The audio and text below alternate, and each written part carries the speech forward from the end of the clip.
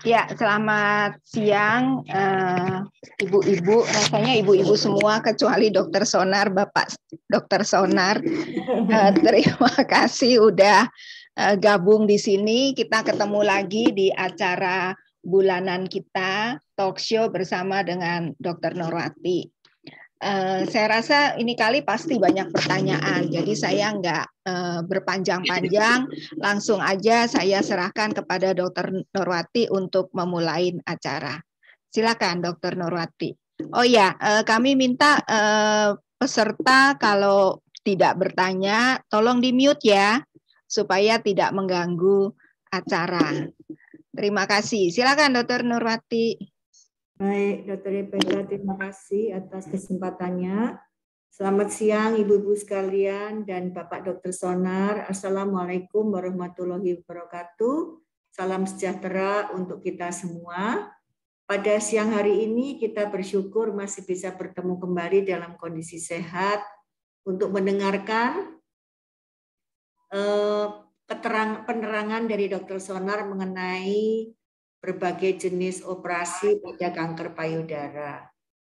Dengan tidak berpanjang-panjang lagi waktu, saya persilakan Dr. Sonar dan mohon maaf tidak seperti yang biasanya bahwa saya mengajukan kasus dahulu, maka kali ini dibalik, Dr. Sonar presentasi dahulu, nanti setelah selesai baru saya akan mengajukan kasus atau Ibu-ibu sekalian mengajukan pertanyaan.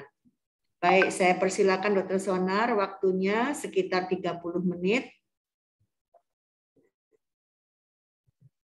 Baik, Dr. Nurwati, makasih Dr. BK dan Ibu-ibu yang saya hormati. Assalamualaikum warahmatullahi wabarakatuh. Selamat siang, salam sejahtera untuk kita semua. Saya izin share screen dulu ya, sebentar. Sudah terlihat? Sudah. Bisa ya? Baik. Nah, besarkan dulu ya. Sudah. Siang ini saya diminta berbicara tentang operasi pada kanker payudara. Jadi saya akan singkat saja. Nanti kita akan diskusi karena ada beberapa kasus yang akan diajukan oleh Dr. Nurwati. Tapi supaya agak sedikit nyambung nanti dengan kasusnya sehingga nanti pertanyaan bisa lebih hidup. Saya berikan ulasan sedikit mengenai operasi kanker payudara. Ini sedikit anatomi, tidak usah dihafalkan. Saya hanya menggambarkan saja bahwa payudara itu ada di depan daerah dada kita. Isinya itu terdiri tentunya dari kelenjar payudara, ada kelenjar getah bening, kemudian ada pembuluh-pembuluh darah.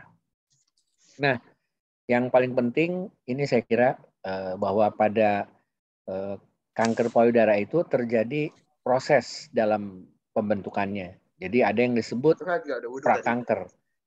Jadi prakanker itu udah belum? Udah ya. Boleh dimatikan. Ambil Al-Qur'an dulu ya, bentar ya. Mic-nya dimatikan tolong Pak Rizky.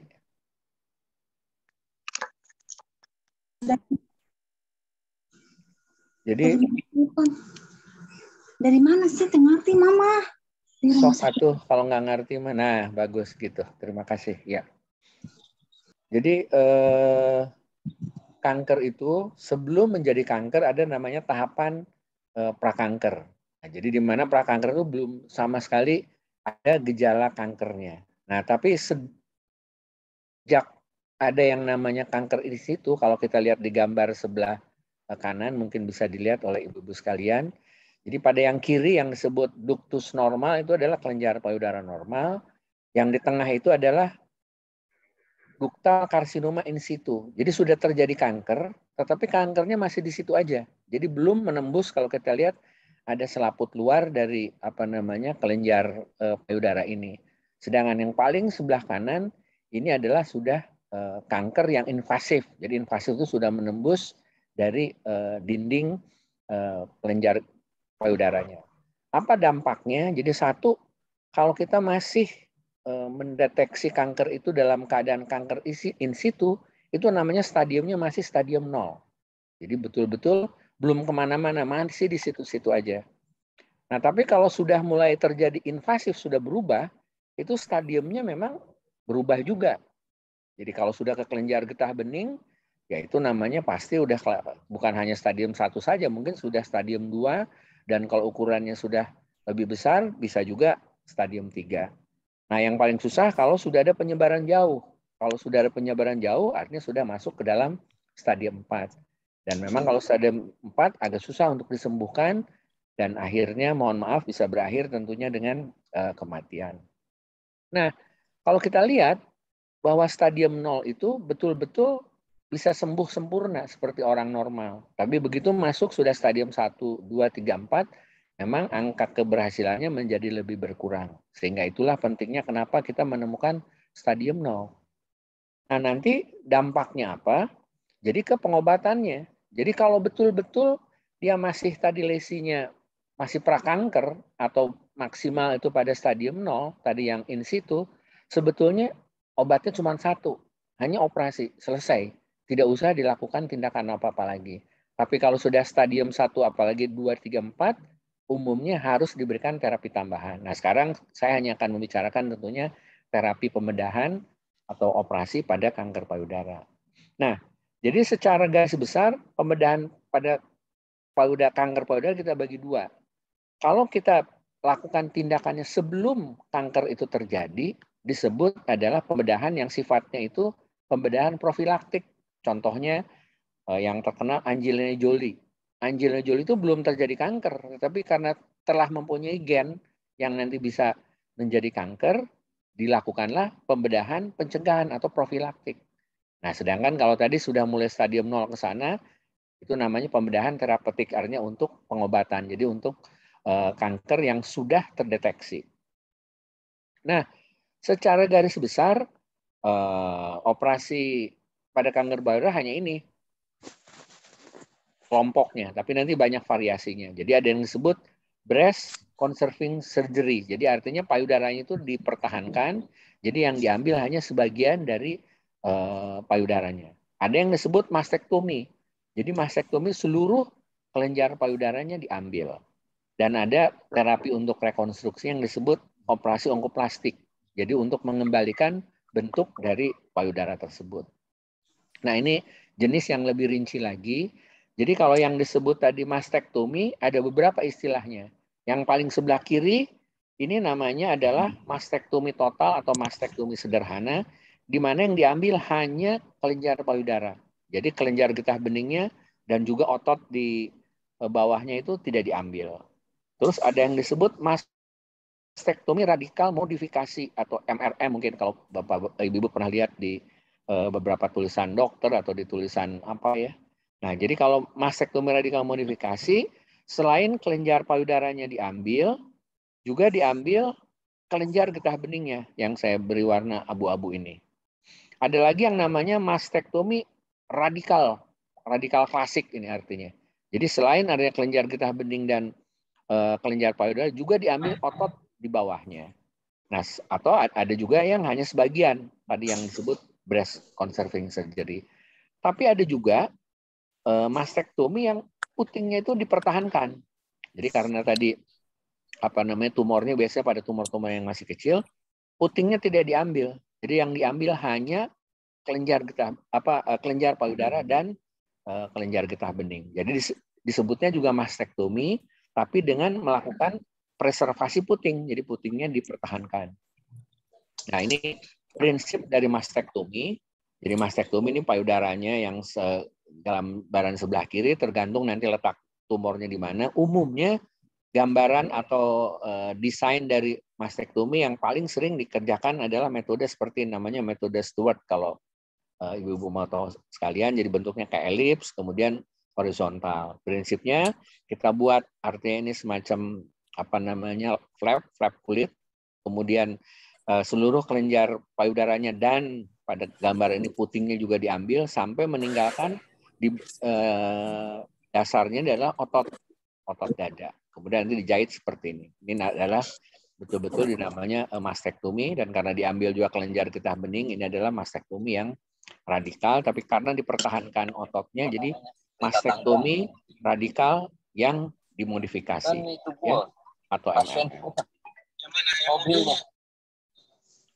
Nah, kemudian ada lagi tadi yang tidak seluruh payudaranya diambil, yang disebut tadi breast conserving surgery, adalah ini dikerjakan pada tumor-tumor yang kecil. Jadi karena tumornya kecil, kita hanya melakukan sayatan di atas tumornya, kemudian tumornya diambil, kemudian dijahit. Jadi bentuk payudaranya relatif masih lebih baik. Nah, ini contohnya tadi. Ya, jadi kalau tumor tidak terlalu besar, kita hanya bisa mengambil tumornya saja dan jaringan sehat di sekitarnya. Kalau kita lihat ini di gambar kanan bawah, kankernya sendiri ini yang ditunjuk oleh klem. Jadi ini yang warna putih. Ini adalah kankernya. Itu tinggal dulu ya. Ya, makasih. Sedangkan yang warna putih di kiri ini adalah ini kelenjar payudara normal. Jadi sedangkan yang kuning di luarnya adalah lemak-lemak dari payudara. Jadi kita mengangkat kankernya dan jaringan sehat di sekitarnya sehingga relatif bentuk payudaranya pun masih cukup baik. Nah, bagaimana kalau tumornya sangat kecil atau bahkan ada tumor-tumor yang tidak teraba? Jadi umumnya ini hanya bisa dilihat dengan mamografi atau dengan USG. Nah, dalam keadaan seperti ini, kita melakukan operasinya dengan bantuan ada yang disebut kawat pemandu atau guide wire. Jadi kita pasang dulu kawat dengan bantuan USG atau bantuan mamografi, kemudian kita pasang di sekitar tumornya seperti ini, barulah nanti setelah ada kawat ini kita melakukan operasi dengan penuntun kawat ini ke arah tumor. Jadi karena tumornya tidak teraba, barulah bisa diangkat. Atau kadang-kadang langsung juga kita bisa melakukan operasi dengan bantuan USG seperti ini. Jadi kita USG dulu sebelum dilakukan sayatan, kita tentukan lokasinya di daerah mana, baru kita melakukan sayatan seperti ini sehingga operasinya atau lokasinya bisa tepat sehingga tumornya tidak gagal untuk diambil. Nah, tadi di samping operasi-operasi yang mengangkat payudara, terutama yang mastektomi, tentunya akan terjadi kecacatan pada dinding dadanya. Nah, jadi untuk melakukan rekonstruksi, biasanya kami melakukan ada yang disebut penambahan dengan flap. Flap itu adalah jaringan dari tubuh di luar dari payudara untuk di sekitar payudara. Contohnya ini adalah LD. LD itu singkatan dari latissimus dorsi. Jadi latissimus dorsi itu adalah otot di belakang punggung kita seperti ini. Jadi kita ambil sayatan di punggung seperti ini, kulitnya diambil sesuai dengan besarnya kulit yang tadi dibuang pada mastektomi, dan juga dengan mengangkat sebagian otot. Kemudian nanti dari belakang ini seperti gambar di kanan paling atas, diputar ke depan, kemudian dijahitkan seperti ini, seperti yang di kanan bawah. Nah, ini contohnya. Jadi ini sayatannya ada di samping sini, kemudian ngambil ototnya dari belakang, kemudian digeserkan. Hanya saja pada pasien ini kita melakukan preservasi dari putingnya. Jadi putingnya kita tidak ambil. Jadi kita hanya melakukan mastektomi dengan mempertahankan putingnya. Jadi putingnya masih ada, tapi kita hanya mengisi bekas kelenjar payudaranya dengan otot dari tadi latissimus dorsi atau otot di punggung kita itu, sehingga relatif bentuknya sangat bagus seperti ini. Nah, tapi sekaligus juga karena kita tahu kebetulan payudara pada pasien ini tidak terlalu besar, jadi waktu ditambah otot dari belakang, ternyata yang sebelah kirinya jadi kurang seimbang, sehingga pada waktu yang bersamaan selain yang kanan itu dilakukan penambahan otot, juga yang kiri dipasang penambahan silikon, sehingga bentuknya relatif menjadi sama. Nah, ini kalau tadi yang gambar sebelumnya itu di augmentasi, artinya augmentasi itu ditambah. Sebaliknya pada pasien ini adalah pada pasien yang payudaranya besar. Jadi supaya bentuknya sama dengan sebelahnya, kita bukan melakukan augmentasi, tapi melakukan reduksi. Jadi dikurangi payudaranya sehingga bentuknya bisa sama kiri dan kanan. Nah, di samping tadi dengan latissimus dorsi, ada juga yang lebih sering dikerjakan itu dari otot perut yang disebut tram. Jadi flapnya itu dari bawah perut seperti ini, kemudian tadi ini pada defek di dinding dada, kemudian dimasukkan ke atas. Jadi kira-kira seperti ini. Ini yang sebelah kanan, sudah dilakukan mastektomi sebelah kanan, termasuk puting dan kelenjar payudaranya. Kemudian mengambil otot dari perut di bawahnya, kemudian dimasukkan ke atas, ditempel seperti ini. Jadi relatif bentuknya sama. Nah, tapi tentunya nanti ada operasi tahap berikutnya yaitu untuk membuat semacam puting sehingga betul sama antara kiri dan kanan. Tetapi tentunya flap-flap ini tidak ada fungsinya. Ini betul-betul hanya untuk kosmetik saja. Nah, jadi ini secara umum yang paling kiri atas itu adalah breast conserving surgery karena tumornya masih kecil, kita hanya mengangkat tumornya saja kemudian diradiasi sudah selesai. Tapi kalau yang kanan atas ini dilakukan mastektomi radikal modifikasi. Jadi seluruh kelenjar payudara dan putingnya diambil dan kelenjar getah bening tapi tanpa rekonstruksi. Jadi bentuknya seperti ini. Sedangkan yang bawah ini adalah rekonstruksi dengan trem. Nah, di samping operasi-operasi tersebut, sekarang kita ada lagi satu metodologi. Jadi kita tidak langsung melakukan operasi, tetapi kita melakukan dulu pemberian obat. Jadi biasanya kan yang sering kita kerjakan operasi baru diberikan hormonal atau diberikan kemoterapi. Itu namanya terapi adjuvan. Tetapi ada teknik yang disebut sekarang neoadjuvan. Jadi neoadjuvan itu memberikan obat sebelum dilakukan tindakan. Apa keuntungannya? Jadi satu tentunya dari tumor-tumor yang tadinya besar sekali sehingga tidak bisa dioperasi, dengan diberikan obat neoadjuvan menjadi bisa. Kemudian juga memungkinkan yang tadinya harus mastektomi karena dikecilkan dulu sehingga terjadilah tindakan yang bisa kita sebut tadi breast conserving surgery. Dan kelenjar getah bening yang diambil pun tidak harus seluas kalau misalkan sebelum diberikan obat neoadjuvan. Dan tentunya karena tadi ukurannya makin kecil, tentu ukuran kosmetik payudaranya makin bagus. Dan tentunya juga karena operasinya lebih minimal, kemungkinan komplikasi operasi menjadi lebih kurang. Dan yang paling penting juga, tentunya pasien mempunyai pilihan dulu. Jadi karena kita sambil menunggu respons pengobatan itu, bisa diskusi. Kira-kira nanti kalau akan rekonstruksinya seperti apa, dan seterusnya. Nah ini contohnya, pada gambar yang paling kiri adalah pada waktu datang tentunya nggak bisa operasi payudara seperti ini karena itu akan sangat, kalaupun bisa akan luas sekali sehingga kecacatannya akan besar. Sehingga kita berikanlah yang disebut tadi neoadjuvan. Yang sebelah kiri sebelum neoadjuvan, yang kanan setelah neoadjuvan. Jadi kita lihat tumornya itu sudah mengecil tapi memang belum hilang sama sekali sehingga masih ada tetap, tapi paling tidak sudah bisa dilakukan operasi sehingga pada yang sebelah kanan adalah tampilan setelah operasi. Nah, jadi selain tadi tentunya keuntungan-keuntungan kita bisa melakukan tindakan yang tadinya tidak operasi menjadi bisa operasi, yang tadinya mastektomi menjadi bisa breast conserving, tapi yang ada dua hal yang sangat penting. Yang paling kiri satu di sini ada istilah PCR. PCR itu singkatan dari pathological complete response. Jadi artinya tumornya itu betul-betul hilang setelah diberikan neoadjuvan. Dan ternyata ini katanya berkaitan dengan peningkatan ketahanan atau kesintasan dari pasien tersebut. Dan itu dihubung-hubungkan dengan kegunaan yang sebelah kanan. Diharapkan bisa juga menghilangkan adanya metastasis mikro yang mungkin sudah ada pada stadium-stadium atau tumor-tumor yang besar. Nah, jadi ini ada grafiknya kita lihat. Pada yang biru itu adalah kelompok-kelompok yang setelah diberikan neoadjuvan ternyata responnya baik atau komplit. Jadi tidak ditemukan lagi sel-sel kanker.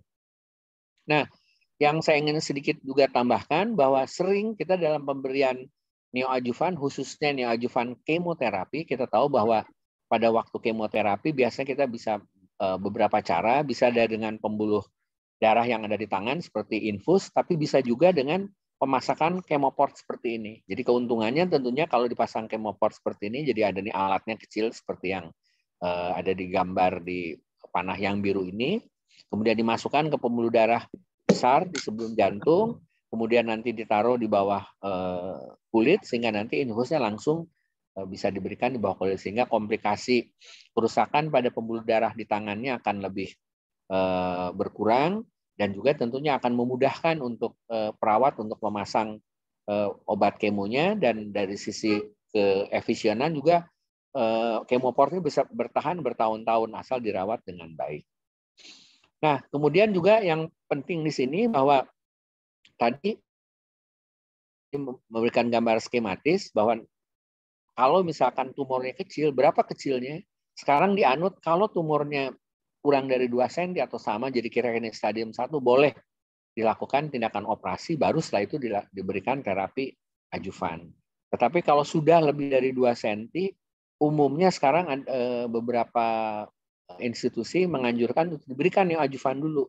Nanti setelah neoadjuvan dilihat apakah terjadi respons yang komplit atau tidak, baru setelah itu diberikan terapi adjuvan tambahan lainnya. Kira-kira itu saja, Dr. Nurwati dan Ibu sekalian, mudah-mudahan bermanfaat. Kita buka nanti dalam sesi diskusi. Assalamualaikum warahmatullahi wabarakatuh.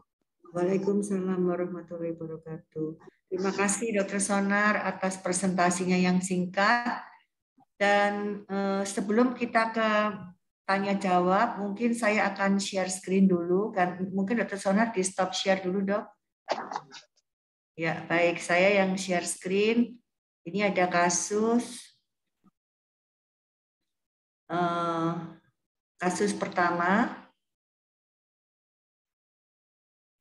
Kasus pertama, seorang wanita 34 tahun datang dengan keluhan benjolan di payudara kanan.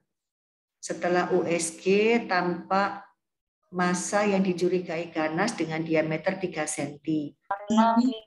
Pasien ke dokter bedah onkologi.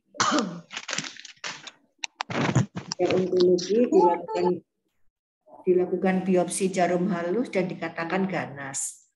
Oleh dokter tersebut dilakukan operasi dengan mengangkat payudara kanan seluruhnya. Nah, ini menurut dokter bagaimana? Dan saya lanjutkan kasus kedua aja, Dok, sekalian. Karena hampir sama, tapi ini 42 tahun.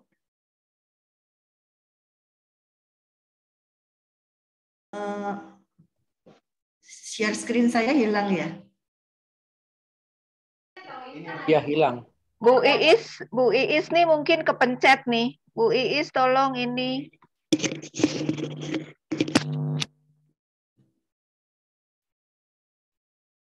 Udah?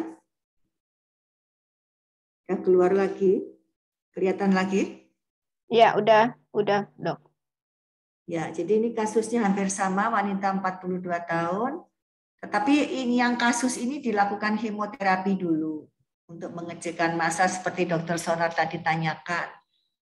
Jadi setelah itu dioperasi tanpa mengambil semua payudara. Jadi bagaimana perbedaannya dengan kasus pertama? Mungkin dua kasus itu dulu dokter, kemudian nanti ada beberapa pertanyaan dari chat box.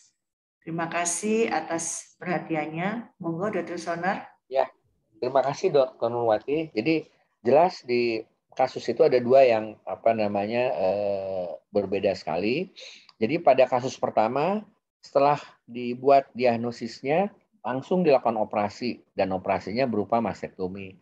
Sedangkan kasus yang kedua diberikan obat dulu tadi atau yang istilah saya tadi namanya neoadjuvan, sehingga setelah kecil baru dilakukan operasi dan operasinya tidak mastektomi tapi breast conserving surgery. Jadi masih dipertahankan payudaranya.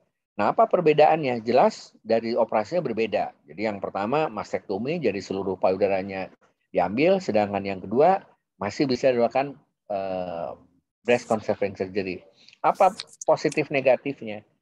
Yang pertama, tentunya kita tahu bahwa kanker payudara ini memang kan sekarang kita klasifikasinya bukan hanya berdasarkan dia kanker atau bukan, tetapi yang lebih lagi adalah jenisnya yang mana, karena kaitannya kalau misalkan pada pasien yang kedua sekalipun, jadi setelah operasi kan tetap nanti akan diberikan terapi tambahan, atau sebaliknya pada kasus yang pertama pun kan setelah operasi umumnya juga akan diberikan terapi tambahan. Nah, cuman kerugiannya kalau misalnya kita melakukan operasi mastektomi kan berarti langsung operasi, mau saya tanpa kasus kedua kan diberikan obat dulu. Jadi yang kedua itu langsung mastektomi, sehingga kita tidak bisa tahu itu sebetulnya responsnya baik atau tidak, karena massa tumornya kan sudah diambil.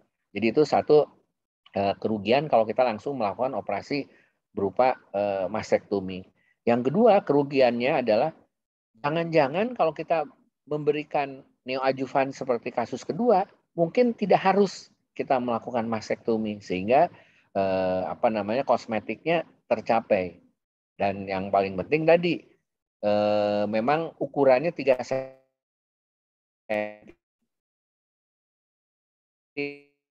Memang sangat tebal gitu kan. Ada yang katakan kalau 3 cm sebetulnya ukuran yang juga bisa dilakukan sebetulnya breast conserving surgery.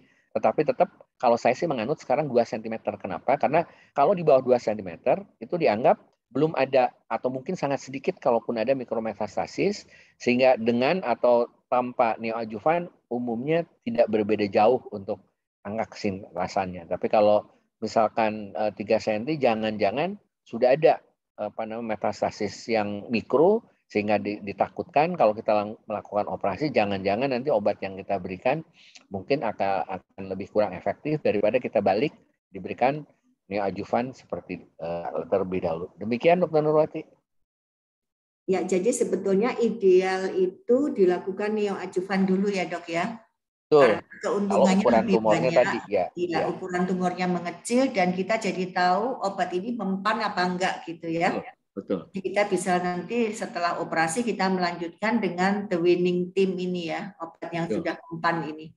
Betul. Baik, itu satu quote yang bisa kita dapat dari Dr. Sonar pada sore hari ini. Dilanjut dengan pertanyaan dari ibu-ibu sekalian. Bentar ya dok, nomor 1 ini. Dari Ibu Heni, setelah mastektomi 10 tahun yang lalu masih sering sakit di bahu belakang. Apakah ada hubungannya dokter? Ya. Ya. Makasih Bu Heni. Jadi memang kita tahu kalau kita tadi ingat lagi ke gambaran anatomi yang saya sampaikan di slide pertama. Jadi memang di daerah dada dan ketiak kita itu banyak sekali saraf-saraf yang saling berhubungan.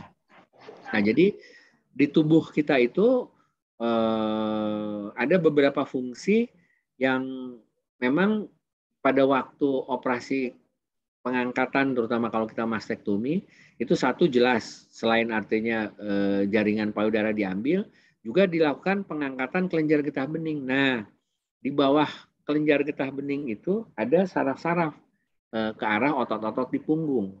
Nah, kadang-kadang bisa saja itu merupakan gejala sisa, apalagi pada semua penyembuhan operasi akan terjadi namanya fibrosis. Jadi fibrosis itu jaringannya jadi jaringan ikat, jadi mengkerut. Nah, jadi mengkerut itu tidak bisa elastis seperti kulit normal.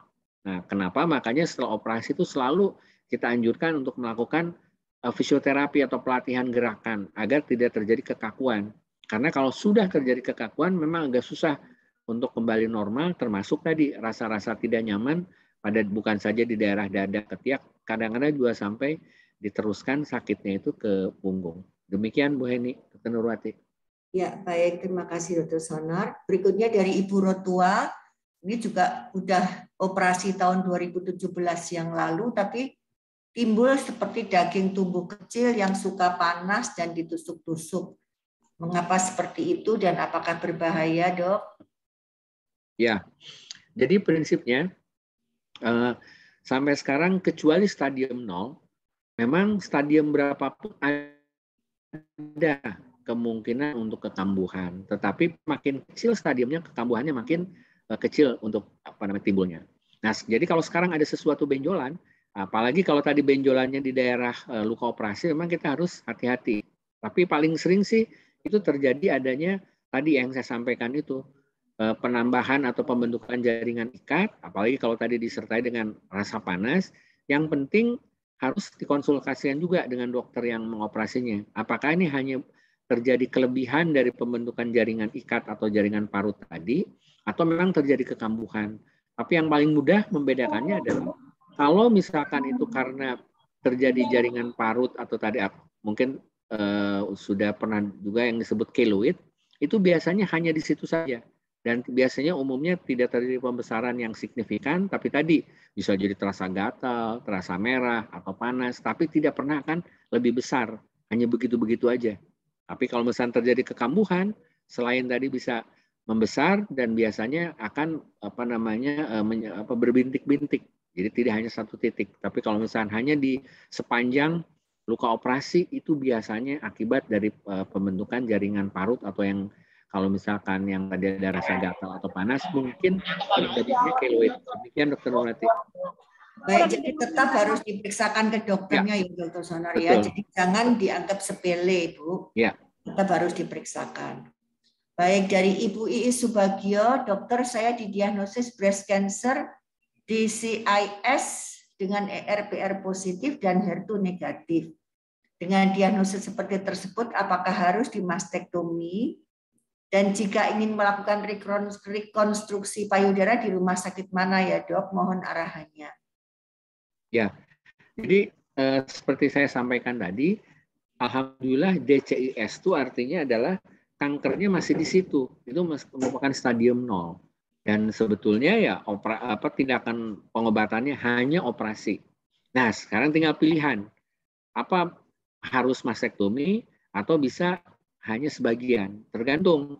Jadi kalau misalkan dia ductal carcinoma in situ masih hanya bintik-bintik kecil di satu tempat, masih dimungkinkan untuk dilakukan breast conserving surgery atau tadi partial mastektomi. Tapi kalau DCIS-nya itu bintik-bintiknya banyak di seluruh payudara, memang susah untuk dipertahankan, sehingga dianjurkan untuk dilakukan mastektomi.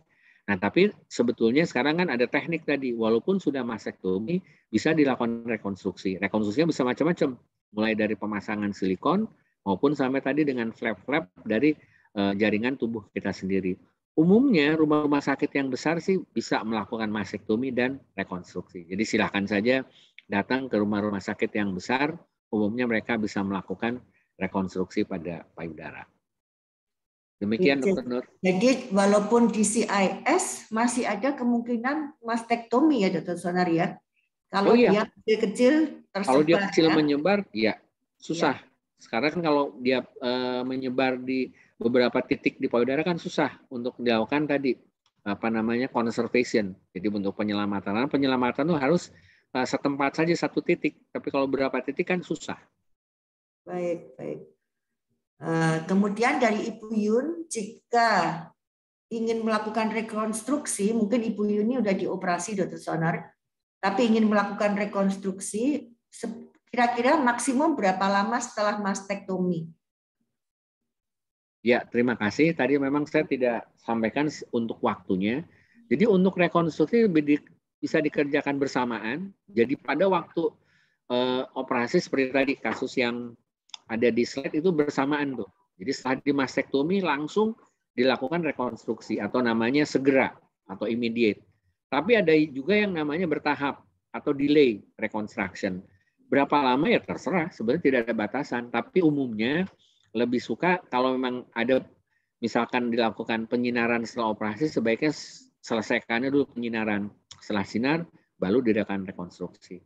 Umumnya yang sering dikerjakan itu setelah 6 bulan atau bahkan ada yang mengatakan setelah 2 tahun. Tapi sebetulnya kapan saja boleh, tergantung dari kesiapan pasien, kesiapan dokter, dan tadi apakah ada pengobatan khususnya yang lokal, terutama radiasi yang akan diberikan. Sebaiknya setelah pengobatan kankernya selesai. Demikian, Dr. Nurwati. Baik. Jadi BCT tahun ke-5 pun bisa, tahun ke-10 pun bisa ya, Dr. Sonar?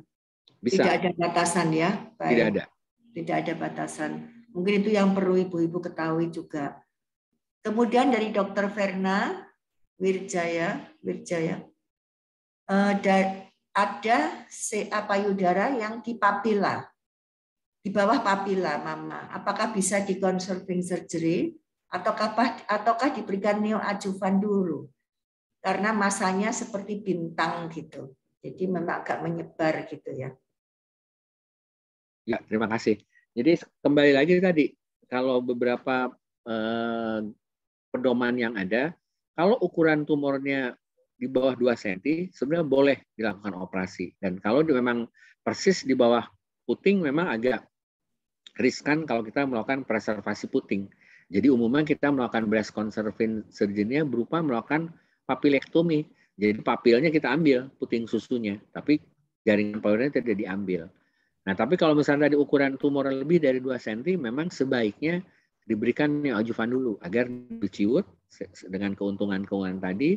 Tapi tetap biasanya sih kalau dia berletaknya di bawah puting, putingnya tetap kita ambil, tapi tentunya jaringan yang terambilnya tentunya akan menjadi lebih berkurang kalau misalkan ukuran tumornya menjadi lebih kecil. Baik, jadi sebaiknya tetap papil harus diambil ya. Ya, kalau Kalau di papil bawah, karena jarak antara tumor dan papil terlalu dekat ya. Ya. Biasanya seberapa aman minimal 1 cm.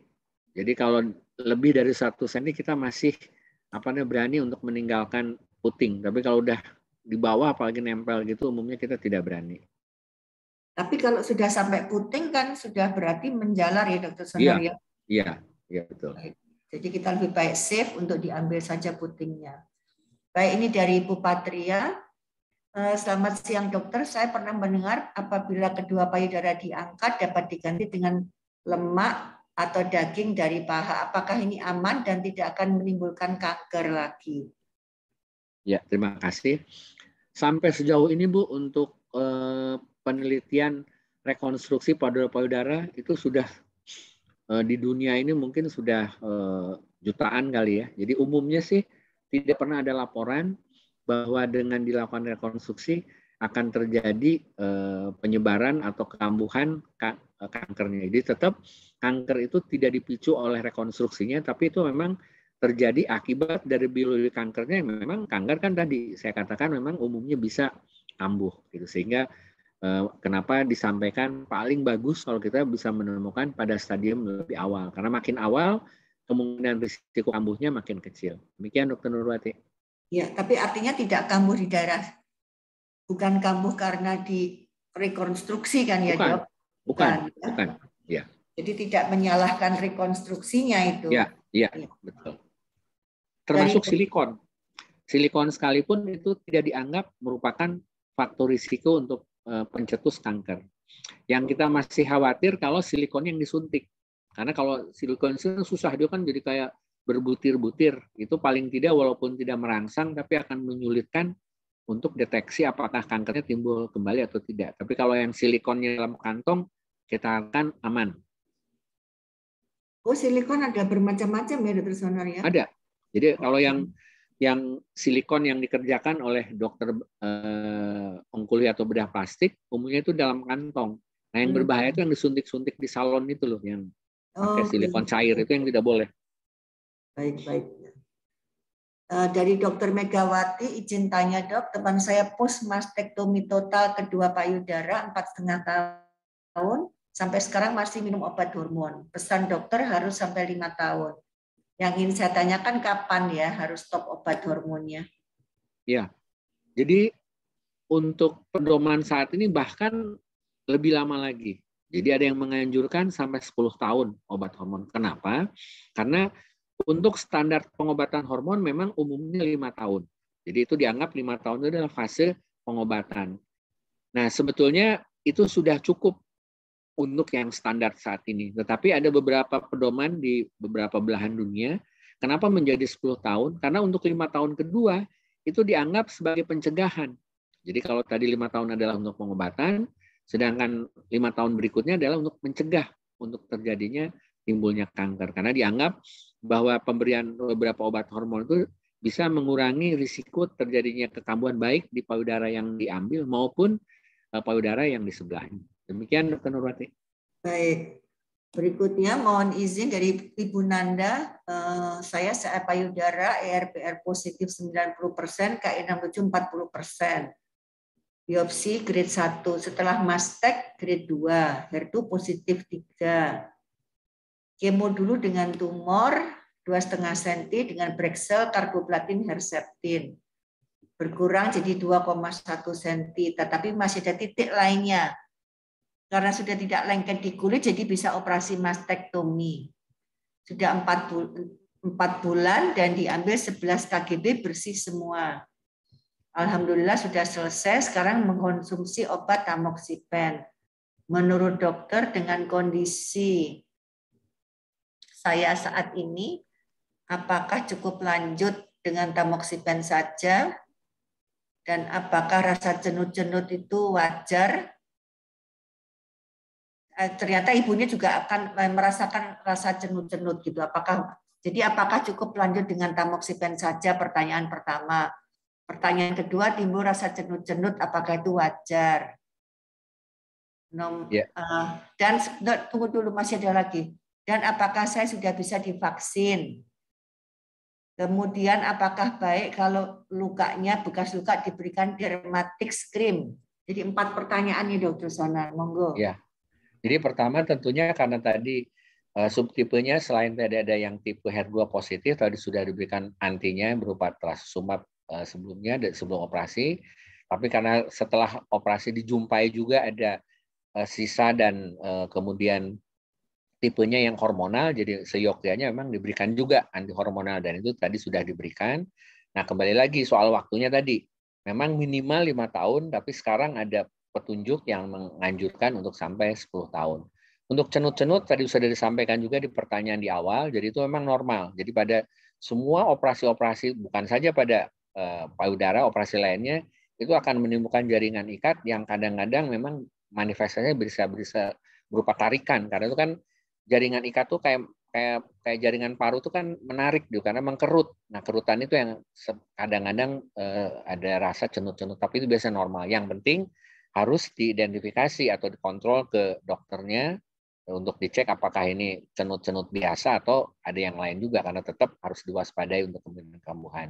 Sedangkan untuk pemberian tadi salep berupa untuk anti keloid lah istilahnya, atau untuk tadi jaringan yang parut yang berlebih, silahkan gitu karena itu tidak ada hambatan. Tetapi kalau misalkan masih sangat mengganggu, apalagi timbul tadi yang ada pertanyaan sebelumnya yang sampai merah, sampai nonjol, apalagi panas dan gatal-gatal, memang biasa kurang efek, harus diberikan anti keloid yang disuntik di daerah luka operasinya.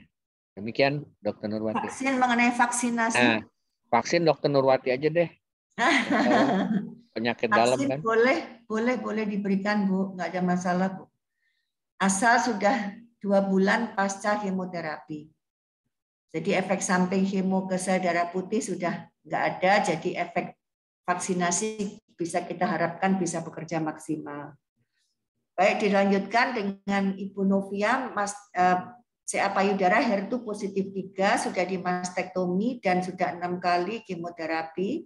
Dinyatakan bersih tapi tidak mendapat terapi target. Apakah tidak masalah, dokter? Ya, sebetulnya kan gini, kalau pengobatan itu tentunya ada pedomannya. Dan pedoman itu didasarkan pada tentunya penelitian-penelitian sebelumnya. Nah, mengenai tadi apakah harus diberikan atau tidak diberikan tergantung.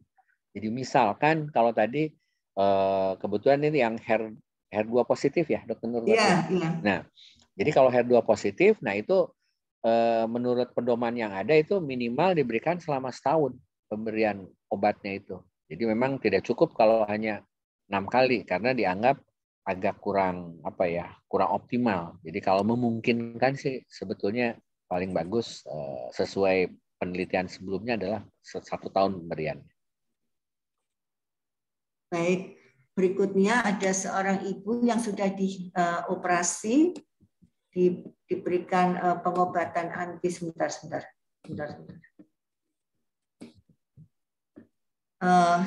Menyebar ke CA payudara, menyebar ke 4 kgb dan metatulam. Sekarang sudah 3 kali kemoterapi dan diberikan Zometa dan sudah bisa mulai jalan sedikit-sedikit dengan pegangan. Dulunya hanya tidur saja. Yang saya tanyakan, kenapa saya tanpa IHK sampai kemo ketiga kali ini? Apakah saya bisa dioperasi mastek di kanker payudara saja? Stadium 4 dioperasi mastek kanker payudara. Mungkin IHK yang belum ada ya. IHK-nya yang belum ada ini. Ibu Sosialita bisa ini Bu, menambahkan informasi Bu.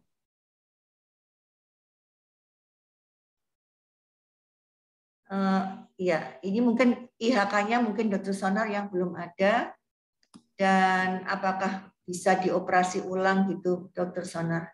Ya, saya tidak tahu persis, mungkin karena sudah ada penyebaran ke tulang sih, mungkin belum dilakukan operasi yang sesungguhnya, belum definitif, mungkin baru biopsi saja. Belum dioperasi dokter. Belum. Apakah mungkin saya di mastektomi? Ya, jadi biasanya gini, urut-urutan kapan kita melakukan operasi tadi saya sampaikan tadi. Tadi kan jelas kalau misalnya operasinya pada stadium yang sangat dini, pada tadi prakanker atau misalnya pada stadium 1, kita memang operasi nomor 1.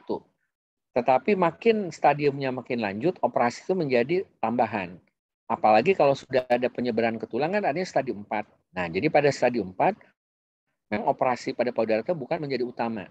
Tetapi bukannya tidak boleh, boleh, tapi diselesaikan dulu masalah utamanya. Jadi tadi kalau misalnya ada penyebaran ke tulang, tulangnya dulu ditangani, nyerinya ditangani, kemudian penyebarannya tadi ditangani, baik itu mungkin dengan disinar atau tadi diberikan obat-obat untuk tulang. Nah, nanti kalau sudah beres, artinya sakitnya berkurang, udah paling bisa berjalan lagi. Tinggal nanti kita lihat lokal di payudaranya. Kalau di payudara masih ada, apalagi misalnya ternyata masih ada sisanya yang memang cukup besar, ya seyogyanya memang kita lakukan juga kadang-kadang operasi mastektomi untuk melengkapi. Karena tentunya dengan mengurangi volume tumor yang ada, itu pemberian obat-obat tambahan yang nanti akan diberikan setelah operasi juga akan jadi lebih efektif. Demikian Dr. Nurwati.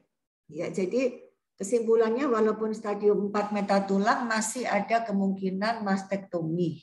Begitu ya, Dr. Sonar? Betul, betul. Tetapi urutannya nanti setelah kita tentukan memang penyebaran jauhnya sudah bisa dikontrol dulu dengan baik. Gitu. Ya, baik.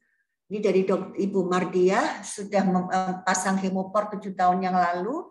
Bagaimana pemeliharaannya dan dampaknya ke tubuh kalau tidak dilepas? Jadi mau dipasang terus gitu. Ya, memang memelihara kebersihannya. Ya.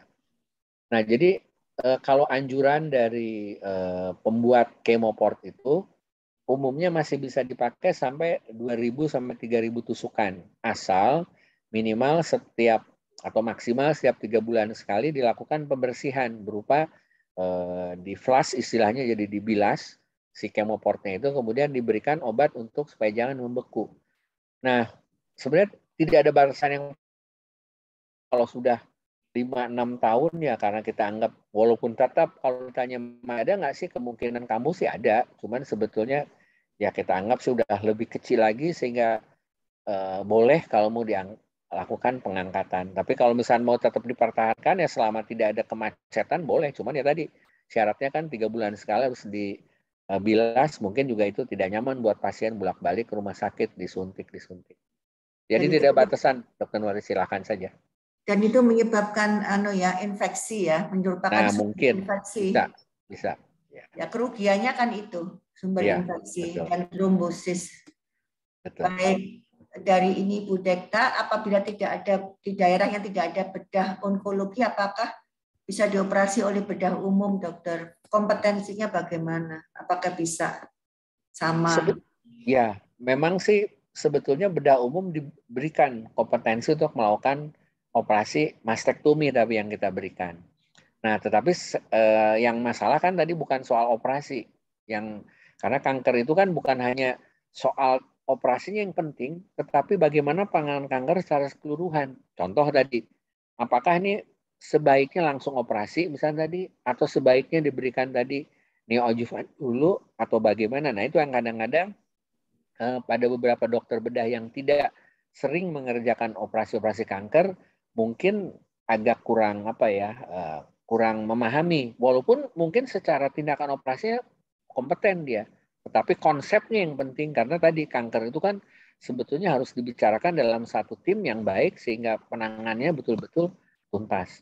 Nah, tadi ada pertanyaan dari Ibu siapa Verna atau siapa tadi yang belum selesai.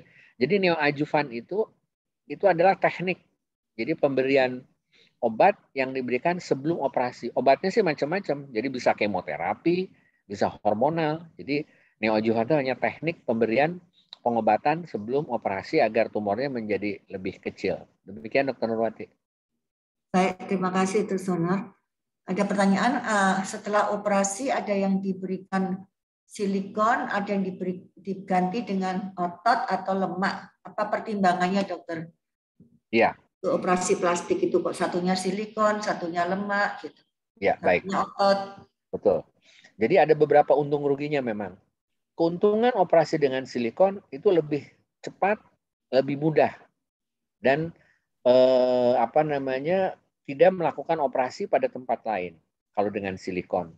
Sedangkan kerugiannya kalau misalkan akan dilakukan radiasi, memang biasanya kita menghindari penggunaan silikon karena takutnya akan terjadi pengkerutan nanti di daerah yang ada silikonnya. Jadi kalau misalnya sekarang ada yang dilakukan mastektomi, kemudian akan dilakukan rekonstruksi dan akan diradiasi, biasanya kita lebih suka memilih rekonstruksi tanpa silikon.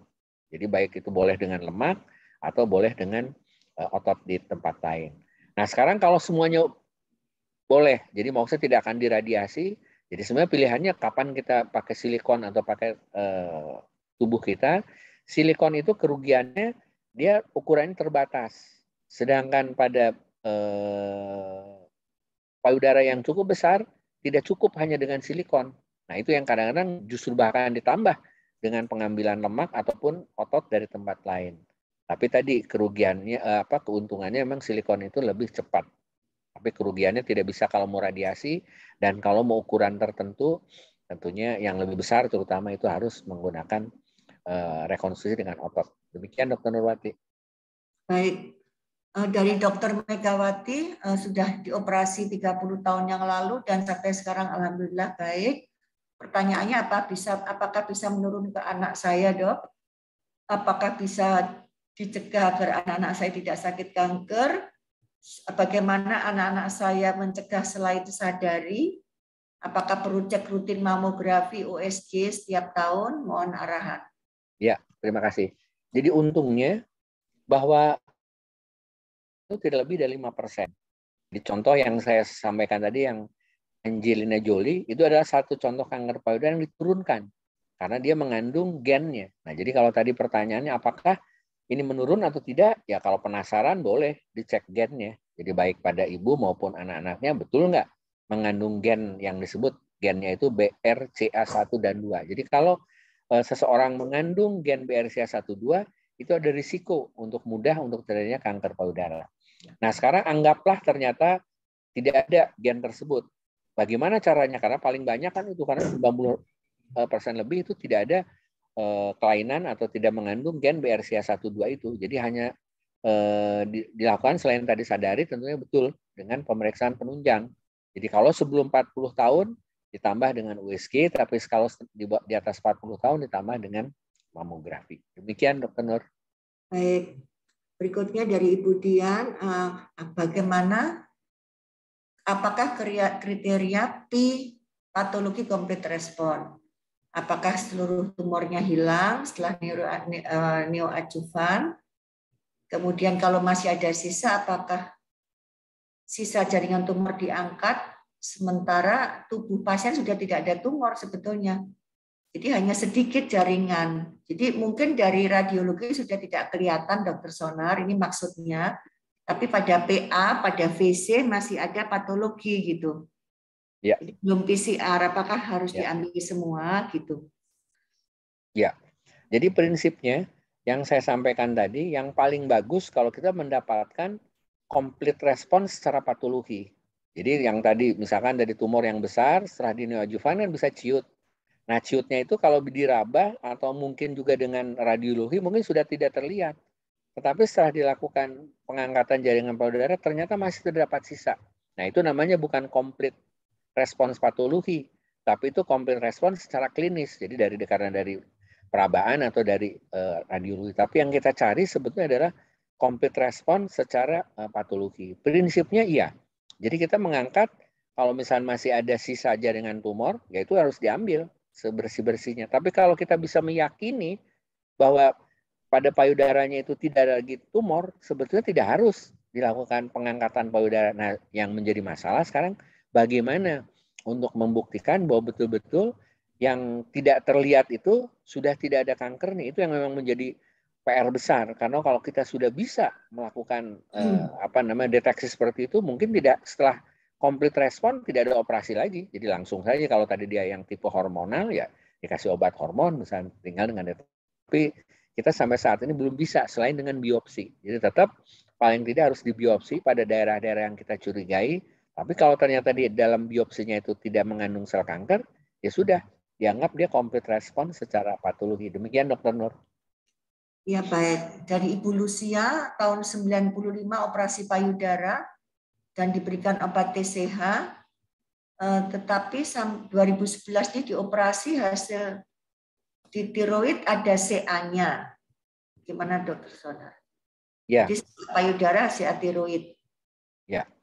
Jadi memang tubuh kita sedemikian rupa, bisa saja artinya kankernya itu beberapa. Artinya kita sebut multiple primer. Jadi ya ada kanker payudara juga, ya ada kanker tiroid. Ada juga tapi lebih jarang. Jadi menyebar atau kambuh. Misalkan dari payudaranya ke tiroid atau sebaliknya dari tiroid ke payudara itu lebih jarang. Jadi apalagi kalau tadi jarak waktunya jauh, umumnya dia berdiri sendiri. Ya tentunya pengobatannya sih sama. Artinya kalau untuk payudaranya tergantung jenis kanker payudaranya apa, untuk tiroidnya juga sama. Nah, apakah berhubungan? Ya sampai sekarang memang kita belum bisa menjelaskan apakah ada hubungan langsung antara kanker payudara dan kanker tiroid. Tapi yang jelas bahwa memang bisa terjadi kanker yang bersamaan seperti itu. Demikian Dr. Nurwati. Dan memang sering ya kanker payudara bersama dengan kanker tiroid ya? Ya, ada beberapa kasus betul. Ya, karena kan sama-sama hormonal. Ya. Baik, ini Dr. Verna Wijaya bertanya neoadjuvan itu apa? Ini saya jawab aja, itu obat kemoterapi Bu. Tadi Dr. Sonar sudah menerangkan, dokter ya. Neoadjuvan itu obat kemoterapi yang diberikan sebelum operasi. Baik, ini Ibu Endang mohon izin bertanya. Saya sudah di Mastek November dan sudah diradiasi karena sayatan masih mengandung tumor dan radiasi masih berlangsung sampai saat ini. Setelah radiasi akan dilanjutkan dengan kemoterapi. Tapi tangan saya di lengan dan dada kaku. Apakah bisa dilakukan fisioterapi di daerah mana untuk menghilangkan kekakuan tersebut?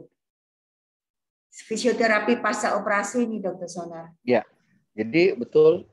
Jadi apalagi kalau seseorang juga selain operasi juga diberikan radiasi, itu merupakan satu masalah yang akan mempengaruhi aliran dari kelenjar getah bening. Nah, itu yang memang kita harus lebih waspadai karena bisa terjadi komplikasi yang kita sebut lymphedema. Lymphedema itu artinya tangannya bengkak. Dan salah satu gejalanya tadi, selain adanya lebih berat, lebih kaku, dan itu yang harus diatasi paling sedikit dengan fisioterapi. Jadi betul, langsung saja dari sekarang, walaupun belum selesai radiasinya, tetap kalau fisioterapi harus segera dikerjakan. Demikian Dr. Nur. Baik. Berikutnya dari Ibu Helena, selamat siang Dr. Sonar. Apakah bisa kambuh di tempat yang sama? Dan apakah payudara itu bisa dioperasi yang kedua kalinya? Ya, jadi bisa. Jadi kekambuhan pada daerah lokal payudara yang sudah operasi, persentase kekambuhannya sekitar 2-5%. Baik setelah dilakukan breast conserving maupun pada mastektomi sekalipun. Nah, apakah tetap masih bisa dioperasi? Tentu saja bisa. Jadi tergantung nanti dari luasnya kekambuhan yang ada. Nah, itulah makanya kenapa kita dianjurkan check up sedini mungkin sehingga walaupun kambuh tapi kalau masih kecil kita bisa melakukan operasi dengan lebih baik walaupun di tempat yang sama. Demikian Dr. Nurwati. Baik. Ini ada Ibu Ida, tapi nggak ada pertanyaannya, hanya informasi bahwa sudah di mastektomi 2016 dan di terapi Soladek dan tamoxifen. Tapi tidak ada pertanyaannya. Berikutnya dari Ibu Endri, ERPR positif dan sudah diinjeksi Soladek 24 kali.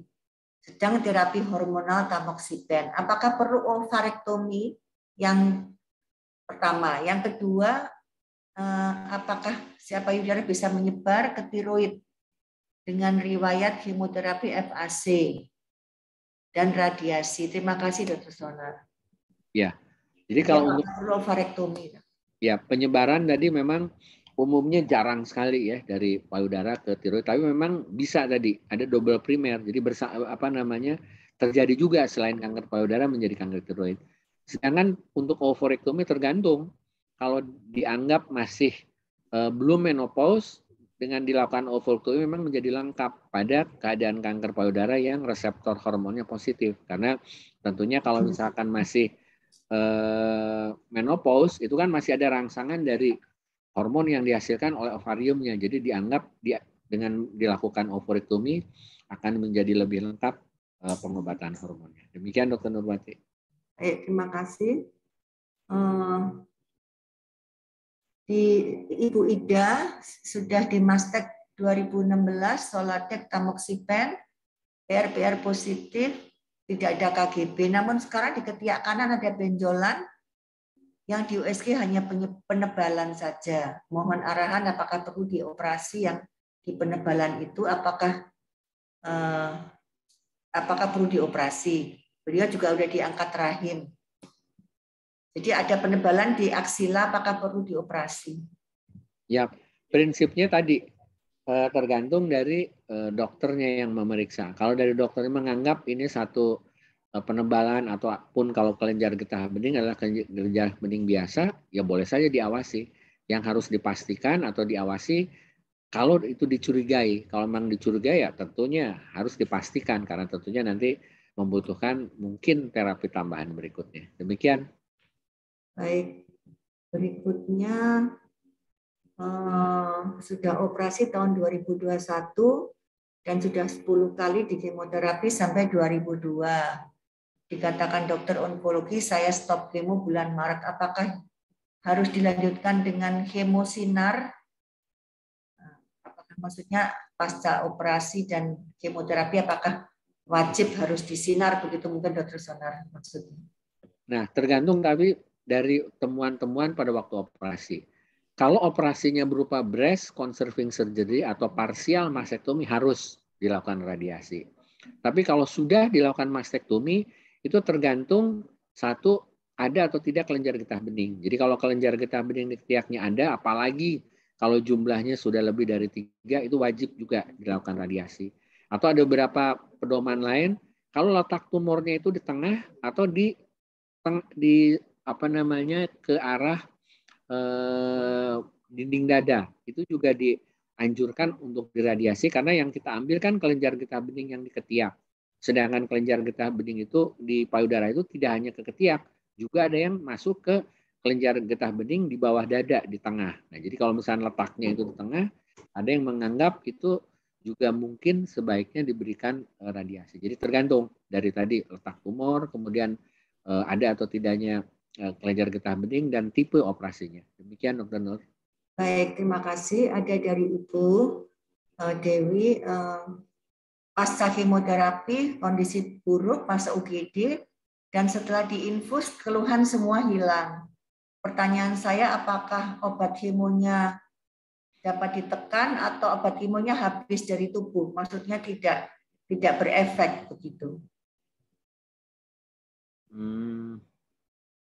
Saya agak nggak nangkep Dokter Nurwati maksudnya. Ya, setelah diobati mungkin mual muntah, hipokalemi, jadi lemes begitu. Kemudian setelah dikoreksi mungkin maksudnya kok tiba-tiba sehat lagi itu apakah obat kemonya masih berperan atau tidak begitu? Oh, ya tentunya gini.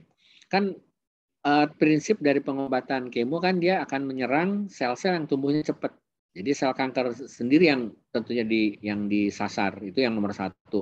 Nah tapi sel-sel lain yang juga tumbuh itu akan dihambat, sel rambut, kemudian tadi sel selaput lendir di lambung, makanya dia kadang-kadang mual muntah atau mungkin di usus besar, jadi dia bisa mencret-mencret. Nah tapi tentunya dengan dilakukan pengobatan dan pengobatannya tadi untuk mengurangi mual muntah atau lemesnya tadi dikali cairan segala macam, tentunya efek kemonya masih punya efek terhadap sel kanker. Demikian Dr. Nurwati. Baik. Dari Ibu Siti bertanya apakah efek samping jangka panjang dari Femara dan angkat ovarium.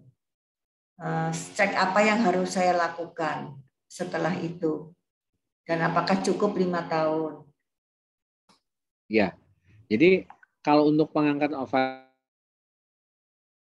terjadi menopause. Dan itu menopause tadi harus disadari tentunya gejala-gejala yang mungkin kurang nyaman ya tadi artinya terjadi kekeroposan mungkin tulangnya, kemudian kadang-kadang kalau baru sekali bisa terjadi hot flash, berkeringat, tapi jangka panjang sih sebetulnya ya dianggap alami saja akhirnya kan tiap orang pun akan terjadi nanti menopause. Cuman sekarang menopause-nya lebih cepat karena dilakukan pengangkatan indung telur. Sedangkan pemberian obat seperti tadi yang disebutkan Femara itu, efek samping yang bisa terjadi tentunya satu, tadi juga bisa lebih mengeroposkan ke tulangnya dan juga bisa meningkatkan kadar kolesterol. Jadi yang penting dicek saja secara berkala, selama itu tidak ada sesuatu yang bermasalah ya diteruskan saja. Memang umumnya kalau untuk Femara sih cukup 5 tahun, tapi kadang-kadang karena tadi saya katakan ada yang sekarang dianjurkan untuk terapi tambahan untuk pencegahan, itu ada yang melanjutkan dengan pengobatan dengan tamoxifen. Demikian Dr. Nurwati. Ya, baik, ini dari Ibu Suprapti sebenarnya hampir sama, tapi keluhannya saat ini saya masih dapat hormonal terapi, Soladex dan Someta, tetapi keluhannya jari-jari sampai lengan leman kaku, karena syaraf-syarafnya kena. Apakah memang seperti itu? Bagaimana cara mengatasinya? Ya, jadi memang itu yang saya sampaikan tadi, bahwa itu salah satu dampak dari pengobatan hormonal, apalagi tadi diberikan obat-obat semacam aromatase yang tadi disebutkan mereknya. Itu salah satu memang terjadi kekakuan-kekuatan pada sendi, pada otot.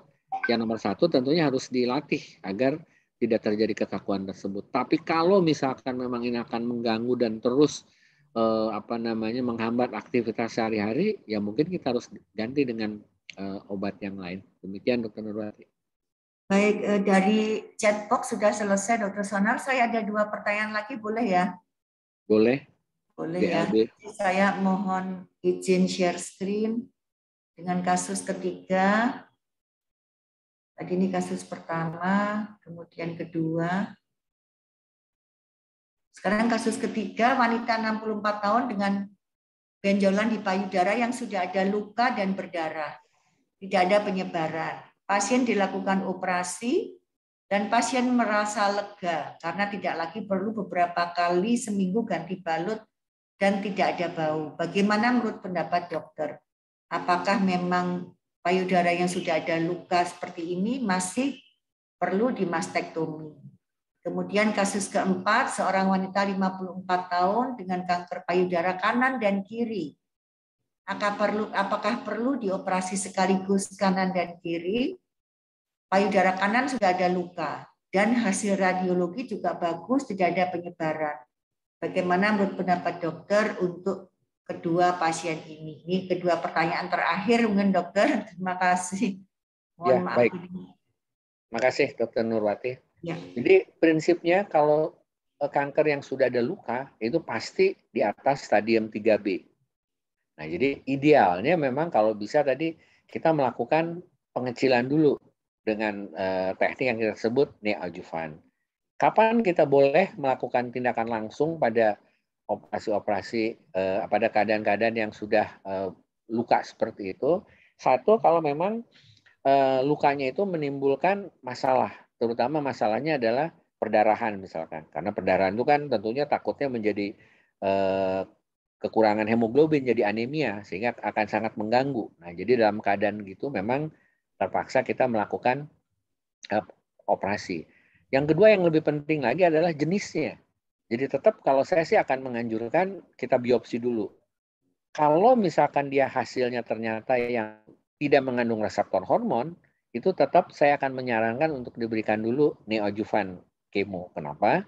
Karena kalau neoadjuvan kemo itu walaupun dia mungkin lukanya agak berbau, berbasah atau agak berdarah, tapi karena neoadjuvan kemo itu umumnya dalam 1 atau 2 kali kemo saja itu responnya cukup baik dan biasanya langsung perdarahannya berhenti dan dia ciut sehingga nanti operasinya jauh lebih mudah.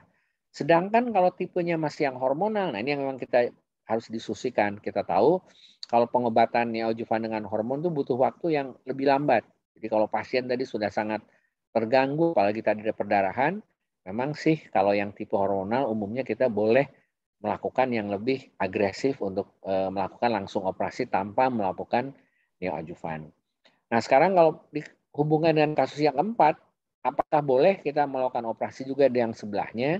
Nah jadi saya sampaikan tadi di slide yang awal, jadi kita berharap dengan dua maksud. Jadi untuk yang kanan tentunya operasi ini adalah untuk terapi, untuk pengobatan. Sedangkan yang kiri itu maksudnya adalah operasi untuk pencegahan. Prinsipnya boleh. Nah, tetapi sekali lagi bahwa kita kan sebetulnya menginginkan agar hasil akhirnya nanti menjadi maksimal atau optimal. Jadi caranya bagaimana? Ya tadi kita harus pastikan dulu kita bisa mengontrol keadaan kanker payudara yang di sebelah kanan yang ada lukanya tersebut. Jadi caranya bagaimana? Kalau saya tetap akan melakukan biopsi dulu, kemudian dicari tipenya apakah yang hormon atau bukan. Kalau dia tipe yang bukan, saya akan berikan neoadjuvan kemo dulu. Nanti setelah ciut boleh melakukan operasi bersamaan, baik yang kanannya juga dan kemudian sekaligus dengan yang kiri. Mungkin itu kira-kira Dokter Nurwati. Baik, ini masih ada 3 pertanyaan, boleh nggak dokter? Boleh JLB. Apa itu? Enggak, silakan. Baik, ini ada pasien sudah master tahun 2020, kemo 8 kali dan dapat obat hormonal. Ini sama ya, kesemutan. Selalu kesemutan. Apakah ini normal, dokter? Ini mungkin. Ya, jadi kesemutan itu di tangannya? Iya, kesemutan di tangan dan kaki. Oh, kaki ya. Usianya 61.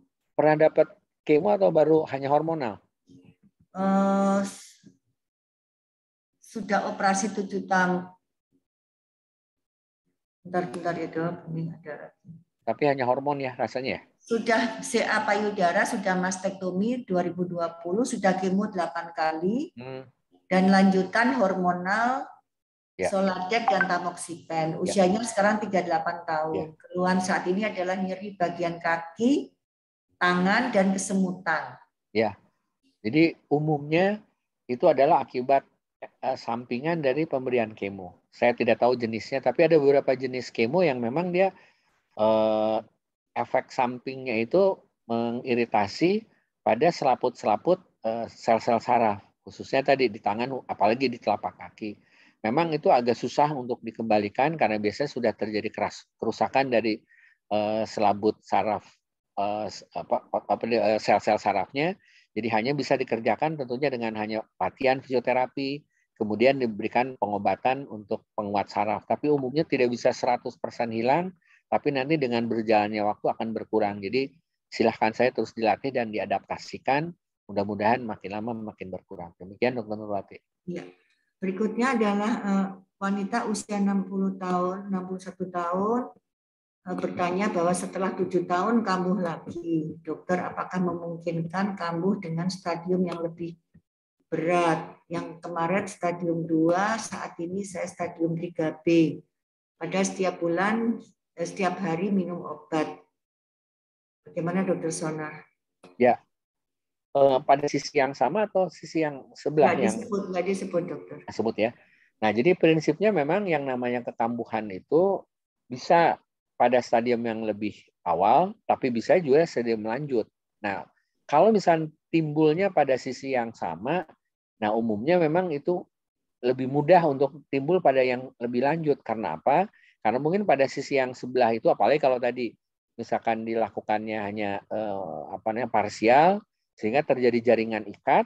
Nah, karena jaringan ikat itu kemudian juga mungkin ditambah radiasi, kadang-kadang bentuknya itu agak susah dibedakan apakah ini memang hanya jaringan ikat biasa atau terjadi kekambuhan. Nah, sehingga pada waktu dicek misalkan tadinya dianggap ini hanya jaringan ikat, tapi setelah jelas misalkan terjadinya ada lebih keras misalkan atau ada perubahan bentuk kulit, barulah disadari ini terjadi kekambuhan. Jadi sangat bisa. Jadi memang sih tidak ada cara lain memang untuk melakukan pengecekan secara berkala saja, Dokter Nurwati.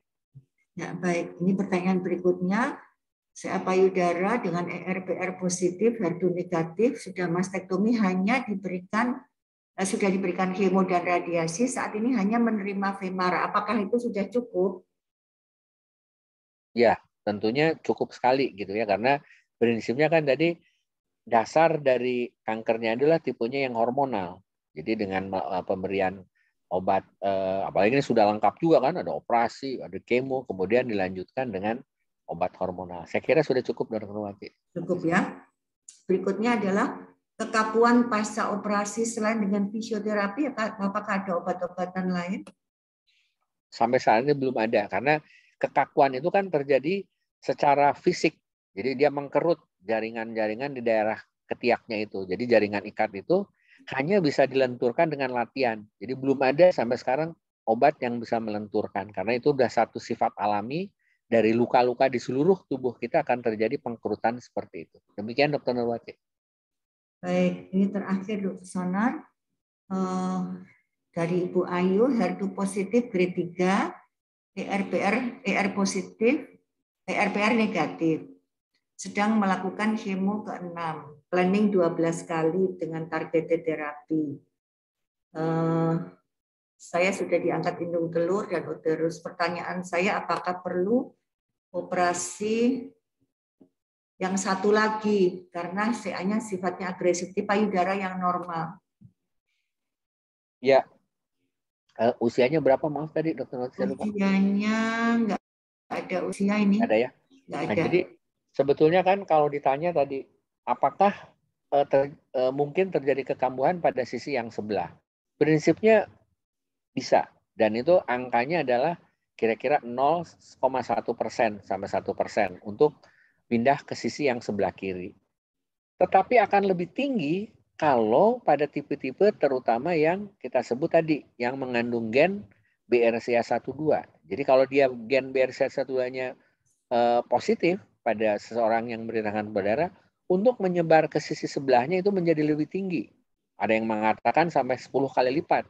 Nah, jadi dalam keadaan seperti itu memang dianjurkan juga untuk mengangkat sisi yang sebelahnya. Tetapi kalau dianggap tidak ada gen tersebut, itu kekambuhannya relatif sebetulnya tidak terlalu besar untuk sisi yang sebelahnya. Jadi tidak wajib untuk dilakukan pengangkatan pada sisi yang sebelahnya. Demikian Dr. Nurwati. Baik, saya kira hampir semua sudah dijawab pertanyaannya. Mungkin ada 1-2 yang mungkin kurang lengkap, yang tidak jelas. Mohon maaf kalau belum dijawab. Saya boleh memberikan kesimpulan, Dr. Sonar? Silakan, Dr. Nurwati.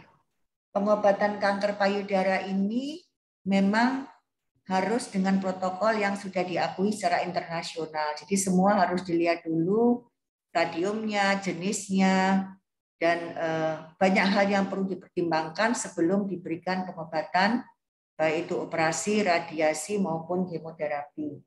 Kemudian pemberian silikon ini syaratnya apabila payudaranya kecil dan apabila stadium dini. Dan silikon tidak berbahaya.